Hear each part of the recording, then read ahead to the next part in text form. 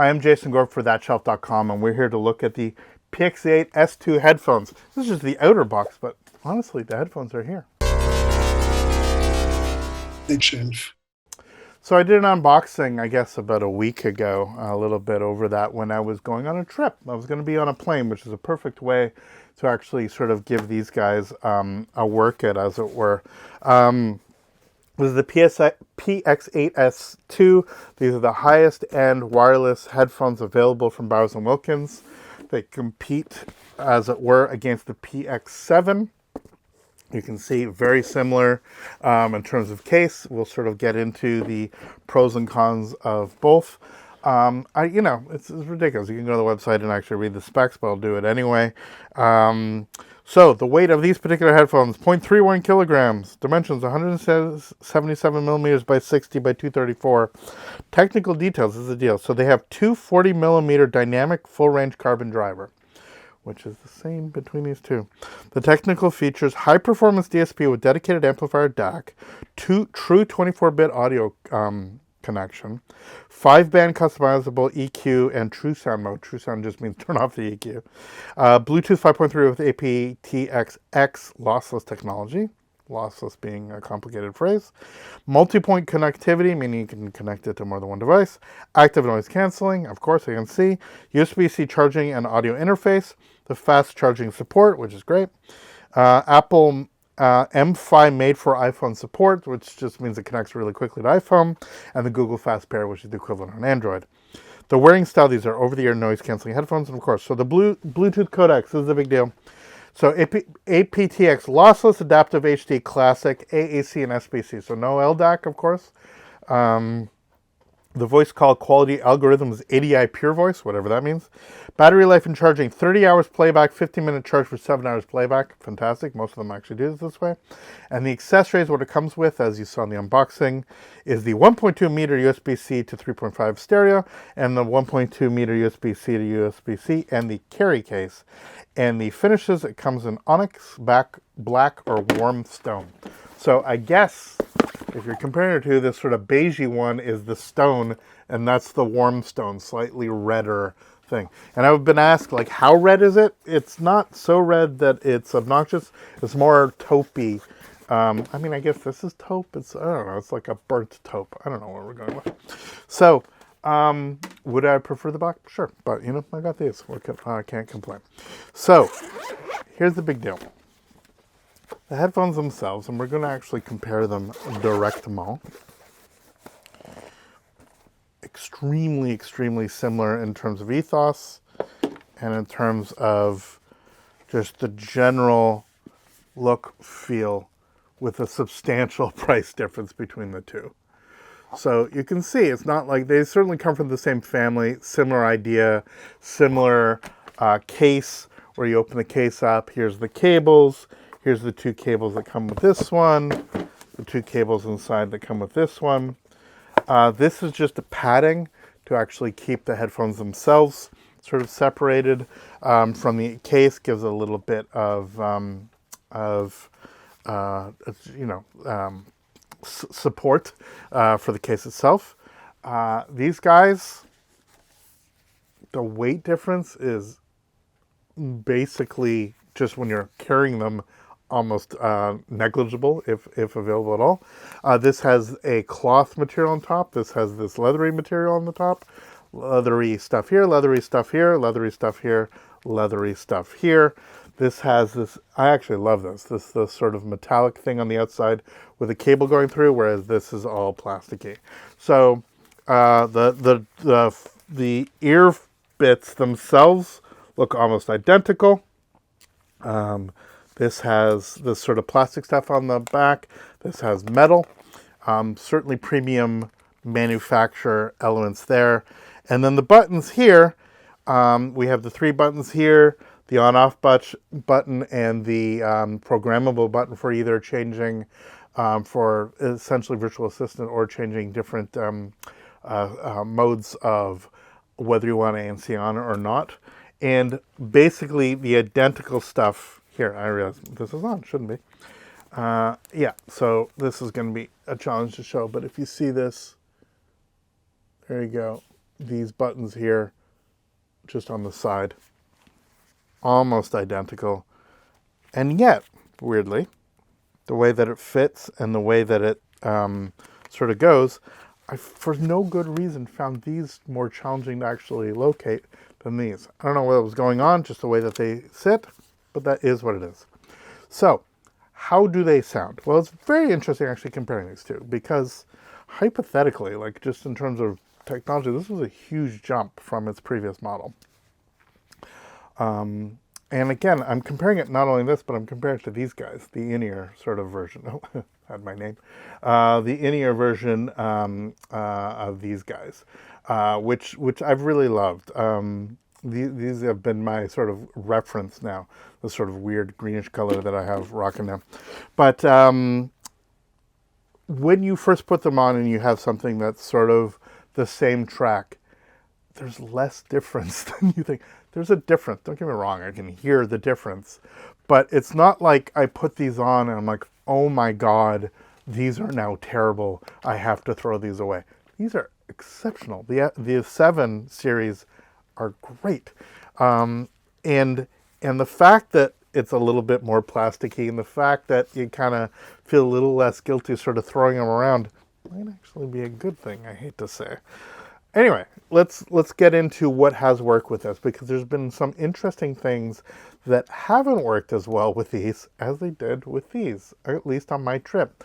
And this may be a firmware issue, may be just a coincidence, maybe my hair's longer than when I was rocking these on a plane. I didn't bring both sets of these to try back to back on a plane. I had obviously done previous listening on this, but just in terms of how things sort of behave. So first of all, the mic, let's just talk about like call quality and stuff like that. The call quality was a little bit better on here than on here, but it's still not great.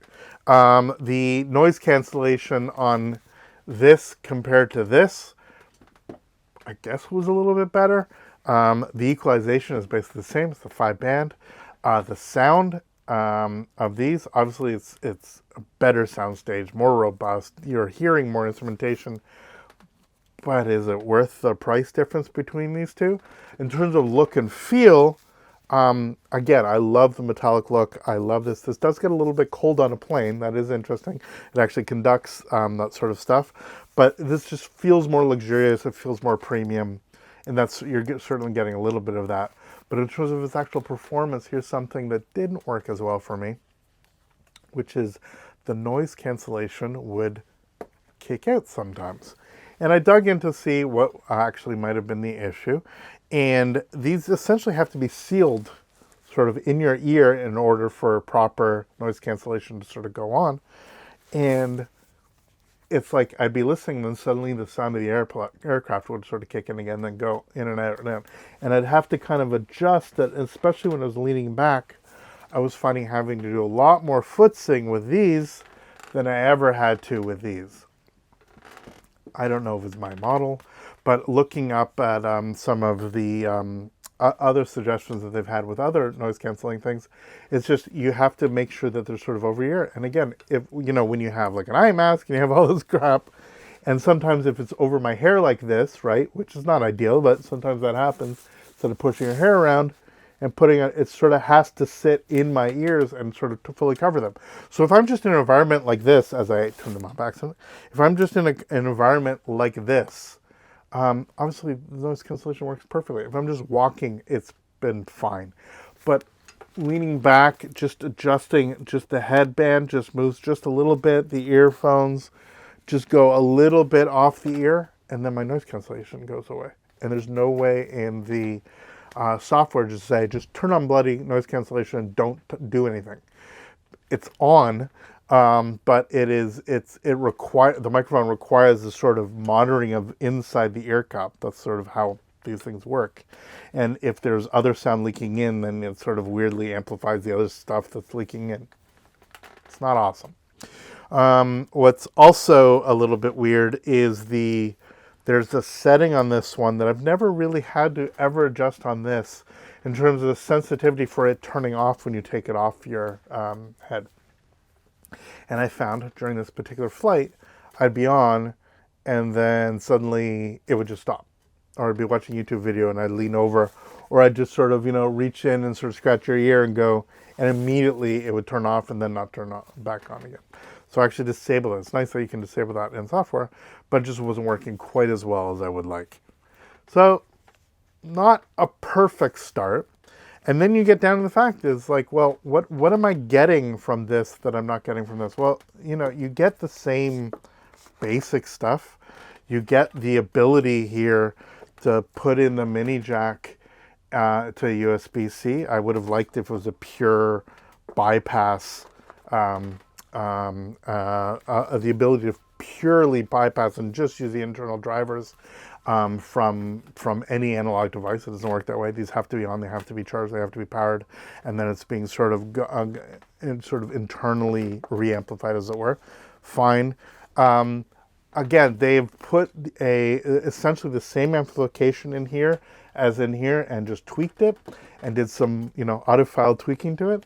So it reminds me of when you used to buy computer chips. Well, I guess it's the same thing when you buy computer chips from places like Intel, and it was essentially the same chip, but they would just scale that there was this sort of professional one that could actually handle a little bit more, and the one that was sort of more consumer friendly in terms of pricing. But it was essentially the same chip, and they just dumbed down one of the chips. It's kind of what they're doing here.